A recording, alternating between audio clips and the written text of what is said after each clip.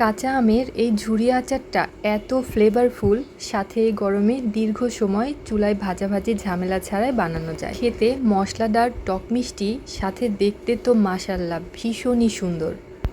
আচার বানানোর জন্য আমি এখানে 3টা কাঁচা আম নিয়েছি। এখন একটা পিলার দিয়ে খোসা ছাড়িয়ে নেব। এখন চাকু দিয়ে আড়াআড়িভাবে এভাবে কেটে নিচ্ছি ঝুরি করার জন্য। এই প্রসেসটা আপনি চাইলে বটি দিয়েও করতে পারেন, যেটা আপনার সুবিধা হয়। তবে চেষ্টা করবেন ঝুরিটা একটুখানি মোটা করে কাটার। যদি ঝুরি মোটা করে কাটেন সেক্ষেত্রে কিন্তু আচার করার সময় গলে যাওয়ার কোনো সম্ভাবনা থাকে না। ঠিক এরকম করে আমি এগুলো কেটে নিয়েছি, দেখুন। তো এখানে আমি পরে আরও একটা আম অ্যাড করেছি, অর্থাৎ টোটাল 4টা আম নিয়েছি। তো সবগুলো সরাসরি আমি প্যানে দিয়ে দিচ্ছি। তো আপনি চাইলে এই প্রসেসটা কোনো বাটিতেও করতে পারেন, আমি সরাসরি প্যানেই নিয়ে নিচ্ছি। এখন এখানে অ্যাড করব চিনি। তো আমি এখানে 1 কাপের একটু বেশি চিনি অ্যাড করেছি, সাথে দিয়েছি হাফ চা চামচের মতো লবণ।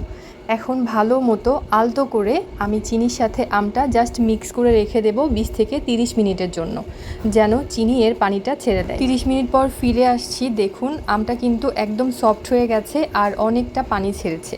তো এখন আমি এটা চুলাতে দিয়ে দিচ্ছি এবং মিডিয়াম টু লো ফ্লেমে জাল করতে থাকবো। সাথে আমি এখানে কয়েক ফোঁটা গ্রিন ফুড কালার ইউজ করেছি।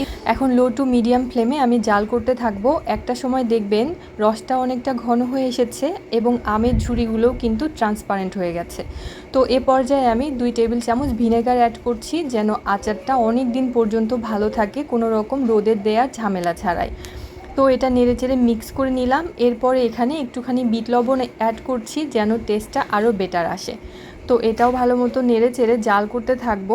এ পর্যায়ে আমার আমের আচারটা কিন্তু একদম পুরোপুরি সিদ্ধ হয়ে গেছে। আমি দেখিয়ে দিচ্ছি, একটা আম সাইড থেকে নিলে কিন্তু বোঝা যাবে যে এটা পুরোপুরি মাঝ বরাবর ভেঙে যাচ্ছে, মানে একদম ভালো মতো সিদ্ধ হয়ে গেছে। এখন শুধু রসটা পুরোপুরি টেনে আনার পালা। নামানোর আগ মুহূর্তে এরকম রসটা একটু টেস্ট করছি, যদি এক তারের মতো সৃষ্টি হয় তার আগ মুহূর্তে এটা নামিয়ে নেব। এবং নামানোর আগে এখানে আচারের মশলা দিয়ে দিচ্ছি। আচারের মশলা আমার সব আচারের ভিডিওতেই দেওয়া আছে, তারপরেও বলে দিচ্ছি। এখানে আমি শুকনো লাল মরিচ, সাথে 5 ফোড়ন, জিরা ধনিয়া টেলে নিয়ে গুঁড়ো করে নিয়েছি।